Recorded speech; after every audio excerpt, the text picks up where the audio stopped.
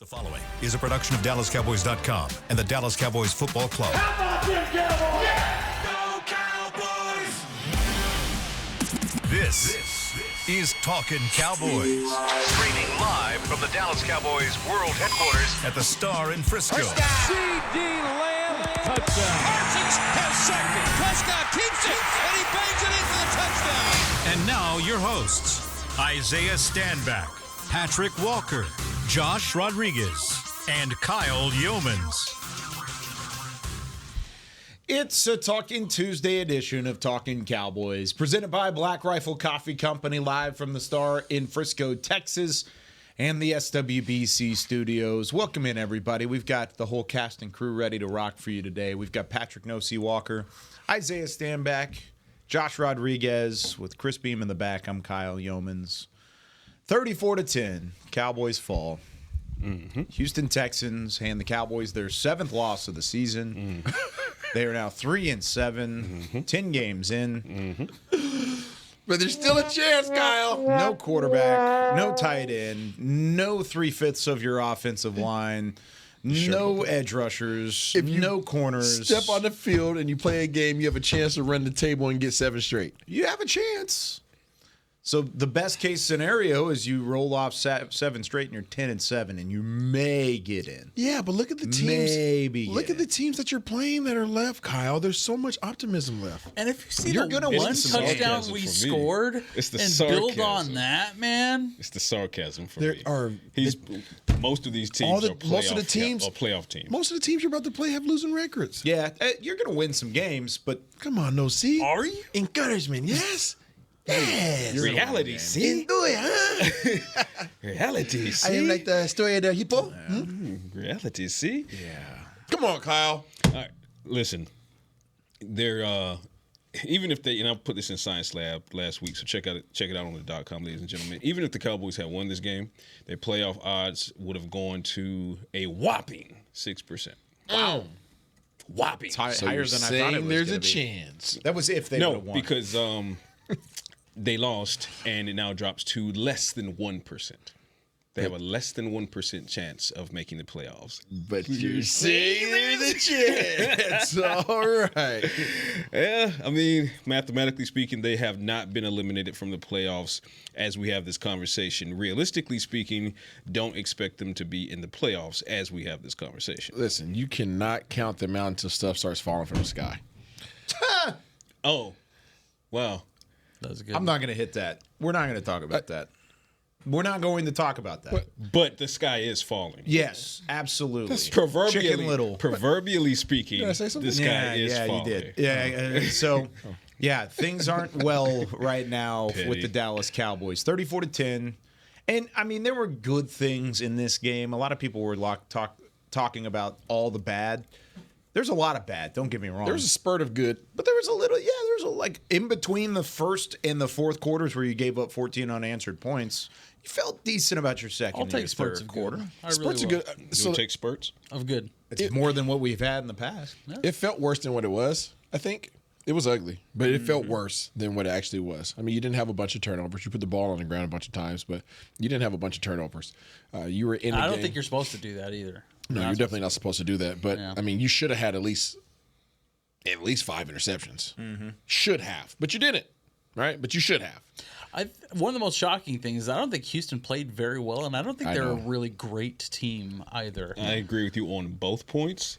I just wonder if Houston is caught in their own hype. It's like my late grandma used to say, "You're smelling yourself." Right? I mean, look at Joe Mixon. Yeah, I mean, you caught He in the really hype felt himself of yesterday. coming off of the playoff berth last season, and then they kind of rattled off to a hot start this season, and then kind of started feeling themselves and forgot that they got to actually play up to a particular standard every single week, which is why they were on the 2-game losing streak in the first place. One of those losses being to the Jets of all teams.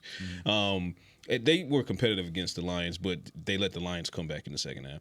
But if you saw what they were doing against the Cowboys, it did feel like they were playing down a bit, but the Cowboys could have taken advantage of that. And they just found ways to not take advantage of it. So whether it be lack of execution, like you talk about the interception from Cooper Rush, which looked like a miscommunication between Rush and CeeDee Lamb. Maybe I don't think so. He got knocked off. He got knocked off. Oh, okay. 6 yards deep. It could have been an illegal should have been contact. illegal contact. It was Gotcha. definitely 6 yards. Gotcha. They were talking about it on the broadcast, and they're like, "Oh, it could have been." Gotcha. And then he was like, "No, I was right on the border of 5 yards." It was like, "Okay, I'm going to count Yeah. 1, 2, I was 3, 4, 5, sitting right 6. next to Kyle when the game was going on. I was like, that's illegal contact. Yeah. Okay, fair enough. Yeah. So we'll delete that. But what you can't delete is the fake punt attempt, the Well, and decision the to fact try that it was an interception, and too. right, and you That was also a desperation move. and the fourth down, first quarter. the decision to go for it on fourth down instead of take that field goal. So you took 3 points off of the board there. That's 6 points that were left on the field if you include Brandon Aubrey missing. And then, we'll get into the whole... Went downhill from there, didn't it? Yeah, we'll get into the whole... I don't know. Find me a new table to stand on, because apparently the one I'm standing on is just not working. Trey Lance, what? Why not? Why not? Because he's not a good quarterback, Patrick. That's where I'm saying. He's not a good quarterback. Can Plain I ask and you a simple. question? Yes. Okay. If you believe... Let me frame it this way. When you're first and goal, Yeah. and You can't score. you can't score, Yeah. would you Kinda like prefer the to team see? you had. Would you prefer to see Trey Lance in on that situation? Yeah, probably. Okay, so that means in that situation, at least he's the better. In that quarterback. situation. he's the better option. He's Okay. a threat. So there, in here's more ways than so one. we can agree. We can split the baby, and we can agree. Oh, I that there agree are with you situations entirely. where Trey Lance is a better option. Yes. and yet we are not seeing him on the field At all. in those circumstances. At all. That's But McCarthy was very clear in his press conference, though, that he regrets not putting Trey Lance there. In correct. So find me a new For table what to it's stand worth, on, he did 'cause- say it. Yeah.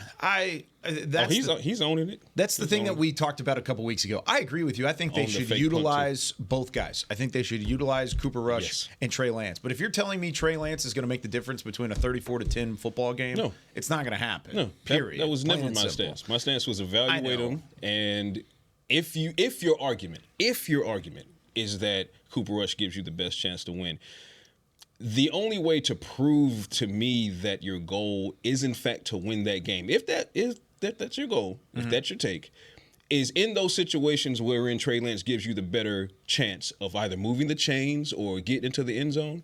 Why is he not on the field? Because I don't think McCarthy believes that. I think McCarthy believes Cooper Rush is the best chance to win. Because Jerry Jones said that. It goes back to what Then why does he regret? what we've talked about it. I don't know. Jerry Jones said it after the game. Yeah, that's McCarthy's thing. We've talked about this before. This is an evaluation process for everybody that is going to be around the Cowboys for a significant period of time. I don't think you can look at that coaching staff right now and say one of those guys is going to be here for a significant period of time. Everyone is in question. Everyone You mean on the staff? on the staff right now. So if Hopefully, Al, they're not looking to evaluate, they're looking to win games. And as sucky as it is, you just don't have a very good football team. Whether So- it's by injuries or by depth. We talked about it at the beginning of the year. We sat on this show in training camp and said the depth on this team is not very good. We do not have a ton of depth. You said it, I said it. And if there were injuries in specific spots on the roster, And there were a lot of them. there will be problems. We got more. Oh my goodness! Yes, you Ready do. for those news and notes? Damn, why not? Since we're just going ahead and poop it in your hands and slapping somebody with the other. Yeah, I'm here for playing off of each other. So, since you bring up injuries, Kyle, I did. I brought All right, it up. so we're not going to have a ton of information quite yet because it's a quick turnaround to this show from a primetime game last night. But here's what we do know. We do know that Jake Ferguson is officially in the concussion protocol. That does not bode well for the Pro Bowl tight end because this is a short week going into the Washington Commanders game, and it is very unlikely. We'll see how he progresses, but it is very unlikely that Ferguson clears concussion protocol in time to make the flight to the nation's capital to take on Dan Quinn and those guys. Zach Martin, who has been dealing with several issues, a back issue several weeks ago, shoulder issue as recently as this week, and an ankle issue that was prior to going into this game. He was knocked out of this game with an ankle issue, the other ankle. Okay, so future first ballot Hall of Famer, all we can do is keep our fingers crossed and hope that those weren't the final snaps for Zach Martin in a Dallas Cowboys uniform. More information to come on that as the next several days move forward. Let's keep it to the offensive line because apparently fate hates us so much. Tyler Smith, not long after you lose Zach Martin to an ankle injury, you lose Tyler Smith to an injury. What was the injury? An ankle injury. You can't make this stuff up, man. 2 words, Murphy's Law. So Tyler Smith also dealing with an ankle injury. Now, I will say Smith spoke in the locker room, and he was in solid spirits in regards to the injury. He didn't sound too concerned about it. Yeah. Obviously, he voiced a lot of frustration for what's going on with this the season, how it's kind of circling the porcelain bowl. But he said that, he's a competitor, quote unquote. I'm not finna tank. I'm not finna go in the tank, end quote. But nonetheless, we don't know what his availability will be like on a short week either. So you have your 2 guards. That should be it for the offense. No, that's not it for the offensive line because Tyler Guyton was also knocked out of the game on a play that involved not 1 fumble, but 2 fumbles. Because the offensive tackles in Dallas like to tote that rock, baby. Yeah, they like to become ball carriers. So on the play wherein Cooper Rush fumbled because the pressure was allowed by Tyler Guyton. Pressure gets there. Cooper Rush fumbles. Yeah. Tyler Guyton gets the ball, tries to run, and he gets absolutely lit up. And he fumbles. And he did not come back in the game after that. So shoulder injury is what he entered the game with. And if you go back and look at the film of that hit, right dead on the shoulder, on that exact shoulder. So we don't know that Tyler Guyton will be ready to go against Washington. So before I give you this 5th and final injury from yesterday, you have Tyler Guyton, Tyler Smith, Zach Martin. You have 3 starters on your offensive line who may or may not play against the Commanders as you try to keep 3 and 8 away. So good luck. Marquise Bell, he suffered a shoulder injury. Ugly. Yeah, that was bad. I think Marquise was a shoulder. Yeah, he walked out. Yeah, his looked bad initially. Mm-hmm. Yeah, it's bad. It looks bad, and I don't want to say probably. We'll wait for more tests, but it does look bad. Does not look promising. No. Hoping for the best for Marquise Bell. And not to speculate, but it kind of looked like it was like a hyper extension. It looked very. It looked really gnarly. It looked like it wasn't where it's supposed to be. Yeah, there were a couple things. So the Cowboys entered this game with 18 guys on the injury report, and they just added some more.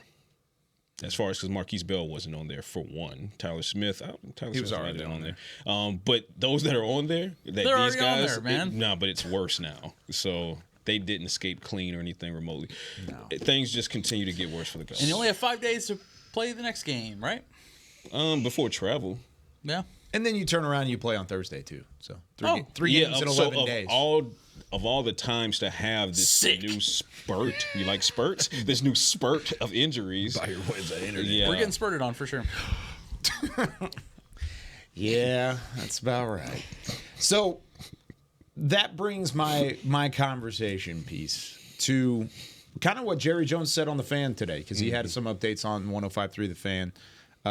Initially, earlier this season, he was asked, how do injuries affect your evaluation of the coaching staff? And he, at least in the initial interview, said it doesn't affect it. We're going to evaluate the coaching staff as its own entity, as its own thing. Injuries are a part of the game, so we're going to evaluate as such. He was asked the same question today, and he had a different answer to it. He said, absolutely, it does change the way that we look at the coaching staff.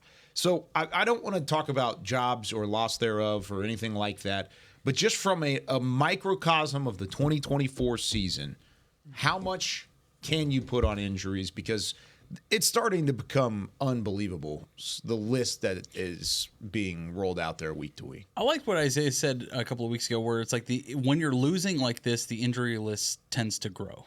Yeah. I think that's an apt reasoning behind a lot of it, and obviously a lot of bad luck too. I don't know what we did, God, to deserve the injury bug that we've been bitten by, but it is disheartening when you see like your best players go down like this. Mm-hmm. It's disheartening to see a player the caliber of Zach Martin struggle to stand up after taking another injury to his different ankle, right? It is really, really disheartening. I mean, it's just, it's not going our way, man. And I don't think you can necessarily say it is just the injuries, because before this, even at New York, when you were at full strength for the most part, it wasn't looking great. Granted, you won that game. Granted, you won Pittsburgh. It just felt like a downward spiral, as even with full health. I just don't think this team was built to withstand the season. No. Like we talked about depth coming into the season, and here we go. Rears its head again. That's where I am with it. The last portion of what Josh said is kind of where I am with it. First of all, it's the NFL. Every team deals with injuries, and I get it. Every team deals with different levels of injuries, different magnitudes of injuries. I get it. That being said, they were playing bad football before the injury started to ravage them. So for me, that means it's a wash for me, because you were really low on your playoff percentage as far as like possibly making the playoffs. You were almost out the door before you lost Dak Prescott, before you started to lose some of these other major guys. So you can blame some of this on the injuries, but once this season is in the books, anyone who comes up to me and tries to hang whatever this final record is solely on injury and say, oh, well, no, see, it was because I'm going to laugh at you. Injuries after you got past the event horizon of virtually being eliminated from the playoffs, that's when the injury bug really, or when you were teetering there, that's when the injury bug really started to kind of make sure that you wouldn't make the playoffs. But you got there before the injury bug went crazy. So, I think that's a wash for me. Look at what the Ravens did to you. It's like that was at and look full what strength. The Saints did to you. Look what the Saints did to you. That's the team that that was week 2. Well, I completely agree with that sentiment, because I think going into the Atlanta game, I'll say going into Atlanta, you probably thought this is a normal level of injuries outside of maybe your edge rushers. Your edge rushers, you got decimated. Depleted, for sure. All the way through, and you didn't have DeMarcus Lawrence, Sam Williams, Micah Parsons, those guys. You had one position that was overly decimated with injuries. Other than that, you have a healthy offensive line. You had a healthy running back room. You have a healthy wide receiver core, except for Brandon Cooks. You've got a healthy linebacker core for the most part. Your corners are banged up, but at that point, you only were really missing DeRon Bland as a guy that was going to be a starter moving forward. So your running back core was whole. Yeah, I said that. So I think there's ways that you can look at it and say, they were decimated by injuries throughout the season. Absolutely, in certain spots. But there were a lot of parts of your football team that just weren't having success with or without injuries previously. Now it's snowballed significantly. And it's not just like what Isaiah said last week, where he was saying there's a difference between being hurt and injured. That I think that plays a factor in a season like this. There are just a lot of guys that are actually injured, especially yesterday. Martin being one of them, Bell being another one of them, Jake Ferguson. Jerry Jones said this morning that he has some concern, a level of concern whenever it comes to the concussion, because it was an immediate thing where he was pulled out of the game. So this is a, not only is it a bad football team from what we saw previously, but now it's a bad and banged up football team. That's where we are for the 2024 Dallas Cowboys. And yet I still think that there's a glimmer of hope, young fellers. I don't believe you. It's okay, Kyle. I'm not here to convince you. I'm just here to tell the truth. I want you to convince me. I don't need to convince you, Kyle. Facts are the facts. These guys, if they can figure out how to muster up some form of offense, this defense is starting to somewhat look like they're respectable. There's actual flashes there. Now you have Demo, you have Micah. Those guys are adding pressure. Those guys are causing problems for all the quarterbacks. We were able to see on third down situations, Demo, obviously now when you have Micah Parsons and Demo and other guys up there, E. Kendricks on the field, now all of a sudden that double A gap looks a little bit better. It looks a little bit more effective. I'm not sitting up here trying to sell wolf dreams at all, wolf tickets, but I think if you can get something going on offense, you will see a spark. I truly do think that you'll see a spark, because right now you're seeing flashes, right? It's like doggone, like your car just won't turn over. You know what I'm saying? Like, this offense will turn over. I mean, but like, if they can figure that out, right? If they can figure that out, I know we're talking about Trey, and I think obviously Cooper he's had 2 bad games. he was offline yesterday. He was throwing stuff all over the place. I don't know what he's just trying to find himself in this offense. Receivers a lot. Yeah, he's trying to find himself in this offense, right? We can't compare him to. We can't say the 5-3 now 5-3 Cooper Rush. That offense was different. This offense is sputtering, to say the least. I mean, this is like they've scored one touchdown since Dak was injured. It's bad. So now you have to put that in Mike McCarthy's lap and Brian Schottenheimer's lap, right? So you're not 6 yards of yak. You're not going to get that play from your QB. So now, what can I do play call wise that can at least enlist some positivity consistently, right? We have to get something on. The running game is not going. Your offensive line, you're missing 3. You're starting offensive linemen now. So now it's on the coaches more than ever to create something. And I truly believe with this schedule that you have coming up, you have a chance to go 4-0 in the next 4 games.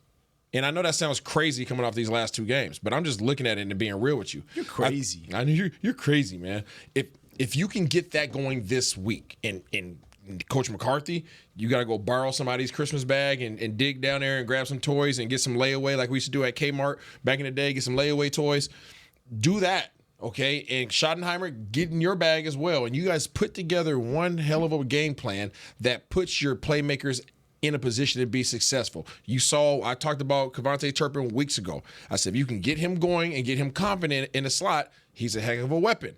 All of a sudden, you put him in a slot and you get him on an over route. Aha! He just runs, I think it might have been the fastest time in the league this year. In the past 4 years. Yeah, so that's a weapon, right? So you're building confidence with that guy, right? Brevin Spanford even got some touches yesterday, right? So you're getting some guys going.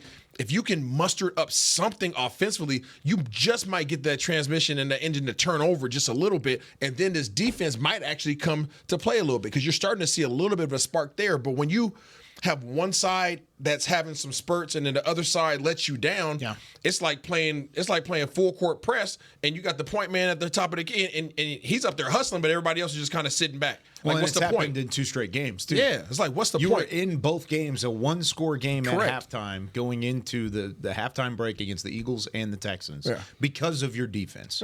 Your defense held serve, and the defense gave you a shot. Like you said, I like what you said about the defense and how there's something there, right? Yep. But look at the circumstances and situations that the offense and now special teams are putting them in. Yep.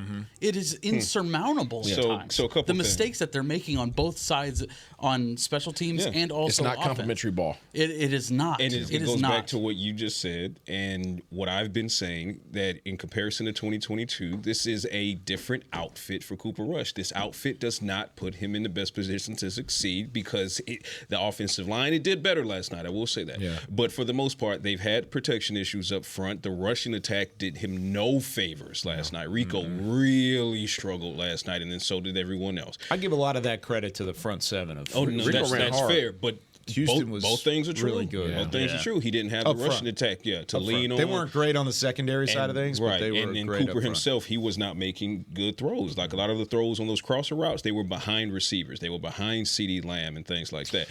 And I hate to be this guy, but let's say they win 4 games of the next 7. Okay, do you know what it does for their playoff odds? I kid you 1%. not. Literally nothing. It would if they win, and this is via playoffstatus.com, a fantastic site if you guys want to keep track. Interesting. If the Cowboys win 4 of the next 7 games, they still have less than a 1% chance of making the playoffs. And it hurts your draft position. And it hurts your draft position. Now you're wondering, based on what I just said, well, see, how many do they have to win for it to actually matter? For it to actually matter, you have to win 6 of the next 7, but that only increases you to 14%. You have a 14% chance if you win you'd 6 be of at your 9 next and 7. 7. Correct. And you're not winning That's that not division. even great, but at least that's conversational. You have to win 7 of 7. I get it. Control the controllables. I'm just speaking literally from what I'm seeing, and it's really bad on offense right now. If I'm just telling you, If your offense no. can help. But again, I'm putting that on the lap of McCarthy and Schottenheimer. They're coaching for not only this job, they're coaching for further jobs in the future. That's just the reality. Yeah. They're not. Yeah. The probability of them returning here is low. I'm just going to say it out there, okay?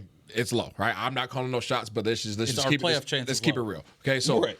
Same thing. they're coaching for opportunities in the future, whether that's here or whether that's at another location. That's what they're coaching for.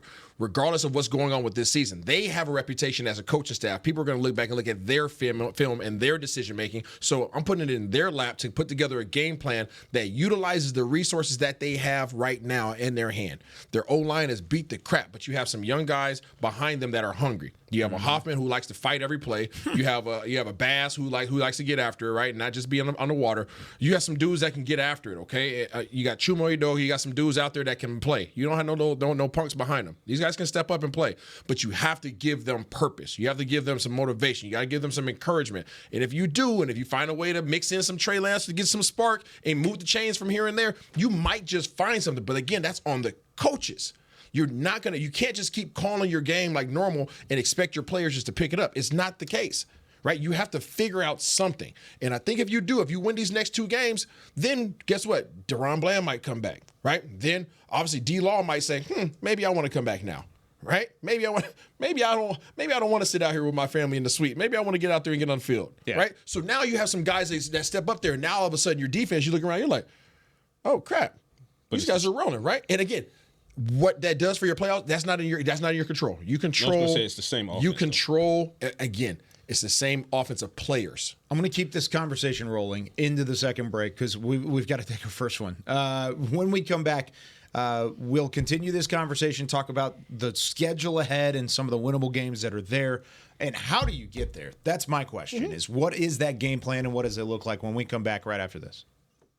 If you're looking for fresh American roasted coffee that gives back, you need to head to your local grocery store and pick up a bag of Black Rifle coffee. That's right, America's coffee is now available in the coffee aisle of a grocery store near you. Black Rifle Coffee Company is veteran-founded with a mission to give back to those brave men and women who have served our nation. Every bag, box, or can you purchase helps support that mission. Head to your local grocery store and roast yourself some Black Rifle coffee today. Todd thought it would be secure to jog in the cheetah savanna. Todd believed the big cat repellent he bought online was reliable. And now, Todd is trying to be faster than this cheetah that can run 80 miles per hour. But the good news is, Todd has AT&T 5G that is fast, reliable, and secure. And he learned the best thing to do is stop running and toss her the backpack with the beef stew. AT&T 5G. Fast, reliable, secure. 5G requires compatible plan and device. 5G may not be available in your area. See att.com/5G for you for details. It's the official men's skincare brand of the Dallas Cowboys, Jack Black. And right now, Cowboys fans can get 15% off their $75 order. Plus, because every deal needs a playmaker, your order will include a free 5-piece skincare set and free shipping. The Jack Black Playmaker is 4 of Jack's favorites and a full-sized intense therapy lip balm. Make a play for the playmaker at getjackblack.com/Cowboys with the code Cowboys VIP. That's getjackblack.com/Cowboys with the code Cowboys VIP. If you shout, "How about them Cowboys?" you have that undeniable passion that's the heart of Cowboys Nation. And if you like to drink Dr. Pepper, you love the unique blend of its 23 flavors. Together, your one-of-a-kind fandom paired with the one-of-a-kind taste of a delicious ice-cold Dr. Pepper is the game day lineup that can't be beat.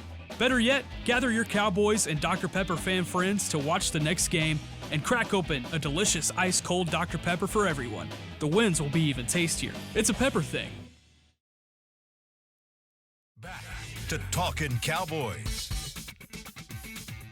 Back here on Talking Cowboys, this portion of the show is brought to you by Quaker Oats, the official oatmeal sponsor of the Dallas Cowboys. Quaker Oats, trusted since 1877. That was the only thing I had to look forward to this morning. No, it's not, Kyle. Quaker Oats. Don't do that. Get the oats. Don't you freaking do that. Yeah. You freaking wake it up, buddy. It's not a funeral. I never went to sleep. It's not a freaking funeral, okay? You get back on that saddle and woohoo! Get back on that thing.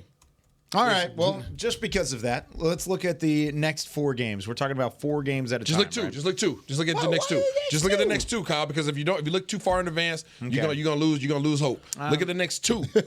All right. If you can't get up for a game against your former defensive coordinator, then go just sit down at the crib. They're 7-4. It's a noon kickoff on the road against the Commanders this Sunday. Commanders. You know DQ's gonna be hyped. He's going to be hyped. You know he's going to be hyped. Yeah. And I'm honestly... He's looking to bring it. He's going to bring the heat. I love Dan Quinn.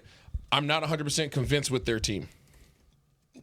I don't think they are either. Yeah, honestly. I'm serious. They had a hot start, but man. Yes, I'm not 100% convinced with their team. And I think the one player, right, the one player that really makes their thing go, okay, they have 2. offensively, really, right? You got B. Robinson, obviously at the running back position, and then you have Jaden Daniels. If you can, Terry McLaurin. But if you can get to Jaden, yeah, I think if you get to Jaden, he's frail. That I don't wish nothing on nobody, but what you're seeing, absolutely. With what you're seeing between Demo and freaking Mike, I'm telling you that combination is nasty. I'm gonna keep saying it. Y'all can get tired of me saying that. That combination is ooh wee. I don't think I will get tired of you saying it. It's ooh freaking wee. I'm telling you, one guy is like, okay, he's a problem. When there's two of those jokers. It's all we can hang our hat on right now, so I'm cool. but even yesterday, please keep saying Eric Kendricks started playing better yesterday. If you watch EK started playing better yesterday. Yeah, so I'm telling you, you could turn it on and turn it off as a player. I don't know if fans know that, right? And I'm just gonna say some stuff that people probably don't want to hear. The check hits the same whether you win or not. Yes, it does. The check hits the same over those 18 weeks whether you win or not. You're gonna get paid the same exact amount as a player.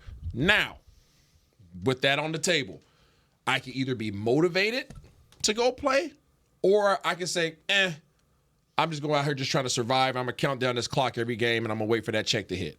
That's the mindset. That is the realistic mindset. Sorry for those that think that sounds terrible. That's the reality. It feels more so like the latter, at least yesterday after the game was over and kind of the feel going into locker room. If they would have laid down.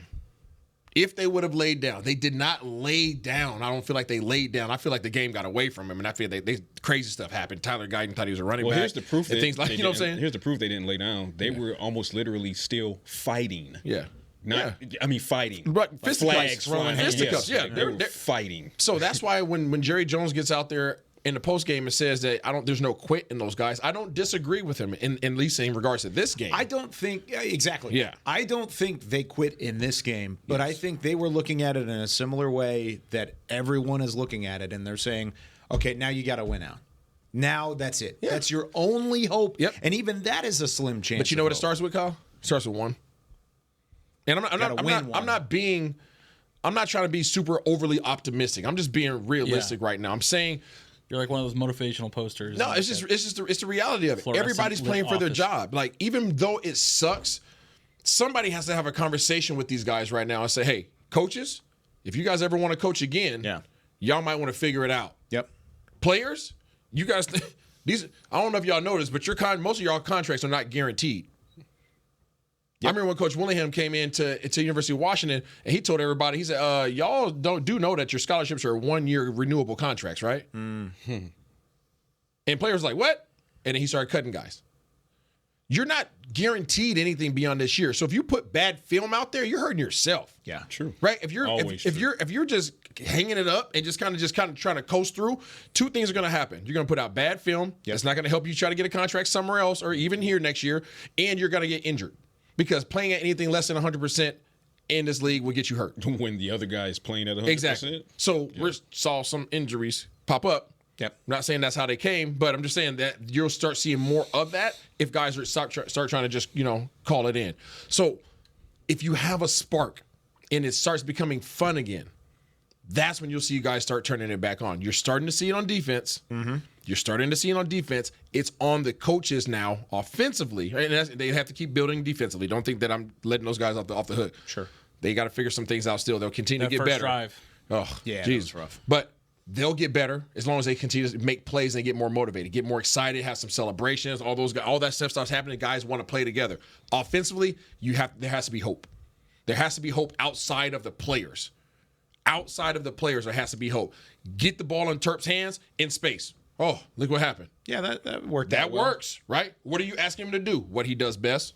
Maybe don't try it downfield. I said exactly. Let's not throw it to him 15, 20 yards downfield. Yeah. Maybe he's just not a good downfield receiver. He did launch his body in the air to catch it, right? Yeah, maybe get it in stride. Put him in a position to be successful. Maybe block for him. Put him in position to be successful. Novel idea, buddy. Or you call Deuce Vaughn up for this game. You sit down, Hunter Lipke, and you run him in between the tackles. And you run him in between the tackles. That's not creative. That's running your same offense with different personnel and expecting different results. Yes. That's not being creative. Yes. Be creative. Yes. I don't care if you got to go watch Shanahan tape. I don't care if you got to go watch old Kellen Moore tape when he used to empty out his bag in the first 3 games of the season. I don't care if you got to go watch Ben Johnson. Please. Go watch all these cats or whatever you got to do to spark some innovation so that you can get these guys playing. Brevin Spanford, when you get in the red zone, he's freaking 6'19". Put him in the post. At least 6'19". Put him in the post. You know what I'm saying? Like, that's not your normal guy that you throw the ball to, but guess what? He's huge. You go to him and you say, hey, bro, you're taller, you're bigger, you're faster than all these cats. We're going to go down there. You post up on the goal line. I'm throwing it up to you. Make a play. He's got hands. Yes. He was catching. I mean, that was his best game so far of his career. Maybe Jonathan Mingo? Mingo was open, He was targeted 4 times, zero completion. And he was open. Booty butt naked open, running around with some Pampers on. Which goes to my point. Offense just ain't it. No. So as much as the defense, and you're right, as much as the defense, effective the last 2 games, actually, they're showing you something. Yeah. They're showing you something. Effective at times, but still inconsistent enough to give up 34 points. Yeah, no. Correct. Because against the Eagles, the situations that they're put in. It's not complimentary. Exhausted against the Eagles. They gave you a great first half. We're taking the ball away. Third quarter got away from them because time of possession flipped. Yeah. This time around, time of possession started to flip. Texans own time of possession the entirety of the game from the first drive when they went 3 and out. But defense. I believe defense is showing you life. I think the defense can and probably will get better over the next several games. Problem is the offense is not showing me any life, regardless of who they put in there. You went and you trade a 4th-round pick for Jonathan Mingo. You get him in his debut game, 4 targets. You tried to get it to him. He's open. You tried to get it to him. The routes were there. The play call was there. The ball wasn't there. Yeah. So, again, I say the offense is just too far gone to be able to repair themselves over the course of a 7-game stretch in which they need to win at minimum 6 to have a conversational chance, but 7 to have an actual chance. I hear you. So I agree. Defense, they might make things fun going forward, but they're going to get gassed time and again because the offense just can't get it going. The defense is only going to have fun and make things interesting if the offense can start playing. And if the offense does not start making plays, the defense will shut it down. I'm talking about the players. Which one's more likely? We'll answer that question when we come back right after this with more Talking Cowboys. Smooth. Todd thought it would be secure to jog in the cheetah savanna. Todd believed the big cat repellent he bought online was reliable. And now, Todd is trying to be faster than this cheetah that can run 80 miles per hour. But the good news is, Todd has AT&T 5G that is fast, reliable, and secure. And he learned the best thing to do is stop running and toss her the backpack with the beef stew. AT&T 5G. Fast, reliable, secure. 5G requires compatible plan and device. 5G may not be available in your area. See att.com/5G for you for details. They say champions are remembered, but legends are never forgotten. United Ag and Turf offers a winning lineup of John Deere equipment built to tackle any challenge on and off the field. Legendary John Deere tractors, combines, residential mowers, commercial mowers, compact construction equipment, Gator utility vehicles, and a full line of golf and sports turf equipment. United Ag and Turf, the official Ag and Turf equipment supplier of the Dallas Cowboys. Visit UnitedAgAndTurf.com to find a location near you. Hey y'all, Matt Pittman of Meat Church here. With football season kicking off, I'm already gearing up to bring the smoker back to AT&T Stadium for some epic tailgates. But with that Texas heat, it's crucial to keep my beer hand cramping cold. That's where Yeti's insulated Colster can cooler comes in clutch. This year, you can even get them with the iconic star engraved on the side. Licensed Yeti Cowboys gear is now available at Stadium Pro Shops, concessions, and on Yeti.com. Check it out today. Yeti, official cooler and drinkware of the Dallas Cowboys. And we're going to overtime. Erica, how much have I spent on concessions? For questions about their money, Dallas Cowboys fans can turn to Erica, the virtual financial assistant in the Bank of America mobile banking app. Learn more at bankofamerica.com/Erica by your side. Bank of America, official bank of the Dallas Cowboys. Erica responses may vary. Digital tools featured require downloading the mobile banking app and may only be available on select mobile devices. Erica is a mobile feature only available in the English language. Your chat may be recorded and monitored for quality assurance. Message and data rates and additional terms may apply. Bank of America, N.A., member FDIC. Back to Talkin' Cowboys. Back here on Talking Cowboys, this segment is brought to you by Invisalign, the official smile of the Dallas Cowboys. We are smiling through the pain of a 34-10 loss to the Houston Texans, 3-7 now on the season. Control the controllables, Kyle. No, I like it. And you asked the question Not initially. a funeral. It's not a funeral yet. We'll get there. Yeah, we'll get there. We'll wear black on the day they're mathematically. Hey, as long as you're on I've already created an effigy. Bro, for as this long team. as you're on a breathing machine, you're give me still a a chance of preview? life. Huh? Give me a preview of the effigy. Effigy? You're thinking of a eulogy? An Eulogy, effigy is just like a fire, like He still wants statue. you. No, still do it. What is a fire Still do statue? it. So it's an effigy Is is a like fire with that jazz hands. Those are spirit fingers. These are spirit fingers. yeah, it's like a pyre. It's like a statue that you burn in memorialization of a person or something. He's going full Vikings right now. Yeah, It's pretty cool. yeah. So I've already done that. So no preview. Yeah. Okay. I burnt my no house. fire. You gotta wait. You just bought that thing. I know, right? But you asked the question prior to the break of, I want to see which one's more likely. The more likely side of things that the offense is able to click or that the defense runs out of gas. Which one is more likely between the two? Can't separate it. I honestly can't separate it. Because if the offense does not start getting some positive, consistent play, the defense will run out of gas. They will just stop. It's not even run out of gas. It's just the players will So be not even like a putter? Like yeah, no. They'll just hit the e-brake. The players would just be, what am I out here for? Like I'm just being genuine. I'm being real with the people right now. If the offense, Real drivers have a handbrake, by the way. Man, whatever you need, okay? Whatever you need. What's to say they haven't hit the handbrake already? Because you saw a fight yesterday. Okay. You saw a fight yesterday. I agree. Actual fights. You saw guys flying around. You saw cats fighting, Damone physically Clark wanted fighting. the smoke. Yeah. Well, Cavante wanted it first before anybody true. else wanted Yeah. it. Cavante said the tone. Marquise Bell was in the face mask of like multiple guys. Brock Hoffman was So I mean, guys were And it was like fighting. 4v1. Yeah. See, but that's the thing that I don't know if I'm convinced by the fact that you're willing to push and shove an opposing team. No, it I just get- shows your level of frustration. Correct. That's all it is. I don't know if that to me says, "Oh, these guys are fighting. They're juvie." It shows that you're not checked out. Is what he's saying. So because if you're completely checked out, I could argue- why do you care enough to even? I understand it from get his into the perspective face too, of but that's somebody? not what we I could saw. argue that you fighting in that moment is just, you know what? I am checked out. This season's over anyways. You're not going to punk me because I'm this guy, and here we go. I can see you taking it that way, but that's not what we saw. Okay. That's not, I don't disagree that we've seen But that in the past from other people and other fighting, teams. the guys that are showing fight, quote unquote, are guys like Brock Hoffman, Marquise Bell. Hoffman fights everybody. Exactly. Yeah, he always but wants to fight somebody. it was Brock Hoffman, Marquise Bell, Cavante Turpin. Cavante Turpin. Who was another one? Who else got that penalty? It was a group. Mozzie Smith got one. Mozzie Smith. These are all guys that haven't been your cornerstone players. No, they're not. They're not your cornerstone guys to help you win football games. Marquise Cavante Bell's Turpin one of your could be. Marquise Bell's one of your yesterday. best tacklers last year. He's one of your most impactful players He's a backup last year. safety. Yep, in this system. Yes, still a backup safety. In this He system. should have been a backup In the safety Dan Quinn- last year too. In Dan Quinn's system, he's a starter. At linebacker. At linebacker. Out of And an necessity. impactful one. Out of necessity. And an impactful one. He was impactful, but not by choice. It was by necessity. Initially, Who led the team in tackles? Talking last season? Yeah. Dude, It wasn't you Marquise, could have was led it? the team in tackles last season. If you I were don't put take in that spot, take away from guys what they show on film. He was playing out of position. It was not pretty. You can't take away his production. You can't take away his production. You watch though. the film just as much because he's as playing out of anybody position. does. He has the versatility to play out of position. Yes, which is rare. And he showed up for him. And he's and he hurt himself yesterday doing what? Flying around and hitting, throwing his body. He should have been getting defensive snaps. Yeah, this season. absolutely. There's a At lot of guys. safety. There's a lot of guys that should have been getting defensive snaps. Damone Clark. Yeah.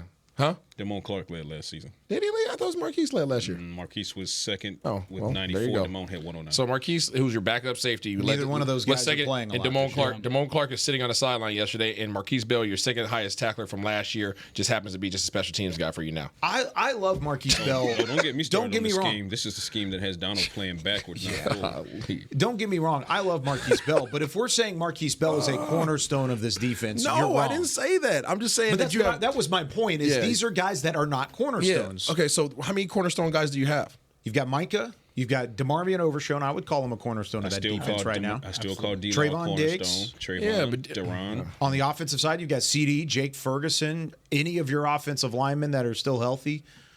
I mean, you've still At this point, I'd even say Rico- Kendricks is your cornerstone. Of Absolutely. Rico Dowdle he's got to be your cornerstone, even though they don't give him the football. and he had a rough game yesterday. None of the impact players. What I'm saying is, okay, you can put whatever title you want. You have very capable players on this roster that are healthy. You have guys who are capable of being impact players on this team that are being underutilized. Yes. Substantially underutilized. And again, because of that, regardless of what they've done in the past, regardless of what they're doing right now, such as one, they're capable. They are so capable, and you have to give them a reason to be confident and give them a reason to run around there and play. When you see guys like Wanye making plays yesterday, first person that grabs him, or Butler, it was Butler that made a play yesterday, first person that grabs him is who? Al Harris. And gasses him up. And then as he's walking away from Al Harris, you can see him literally just filled with just encouragement. You can see him filled with encouragement. My coach is invested in me, and he's gassing me up. Yeah. He's my hype man. So guess what? Now, I can do that. I can make plays. There's no different than Harbaugh talking. We're talking about quarterbacks. Harbaugh does the same thing to Herbert. Yeah, he does. All his quarterbacks, he makes them feel like they're the greatest people on earth. It's the coach's responsibility to reinstill encouragement and confidence in these players. Even though these guys are paid, they still have coaches. If they didn't need coaches, then the coaches wouldn't be there. You still got to instill confidence. So I'm putting it on these coaches' laps to give these guys the encouragement that they need to go out there and make plays. And if they don't, if you keep taking guys and just rotating them in and just putting them through your system and being so bullheaded that you think your system's so strong that it's going to work out, you're going to get the same result. Guys are going to keep hitting their head on the wall, and guys are going to start saying, you know what? I got 7 checks left. And everything you just said is kind of how I see it playing out right now. I don't. I that's exactly how I see it. I think the bottom line is because, coaches, they need to really step in and keep these guys like as locked in as possible in over these last 7 games.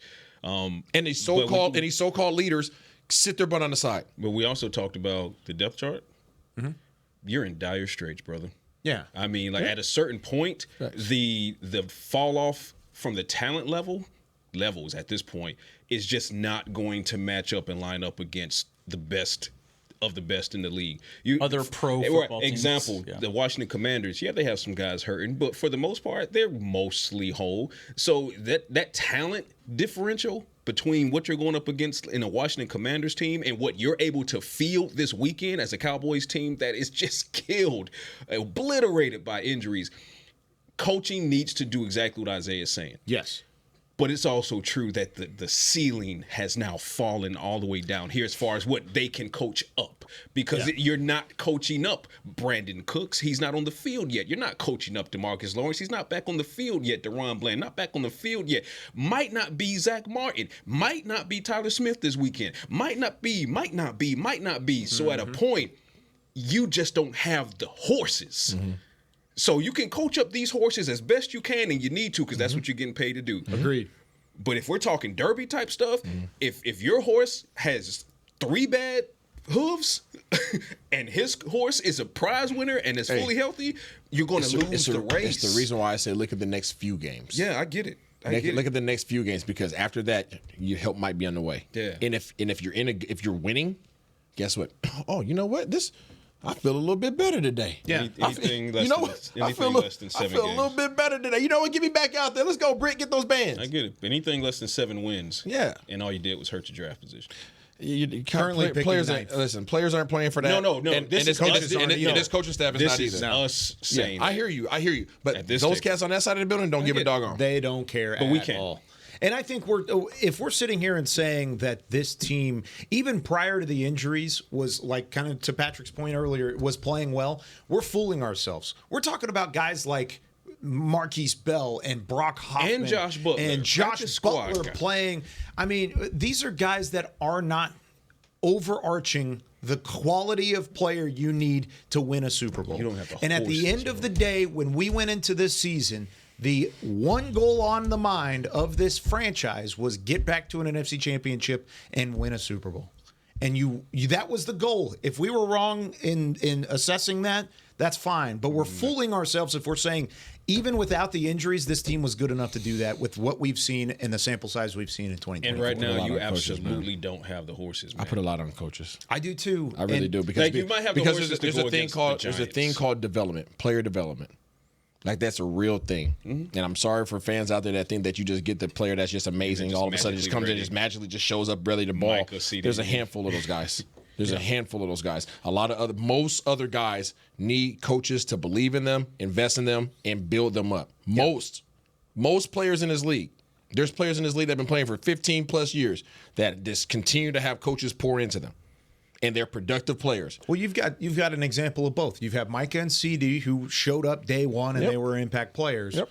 But then you turn around and you've got guys like Jake Ferguson coached up and developed by Lunda Wells. You've got Trayvon Diggs coached up and developed by Al Harris. You've got both guys. We've got to go.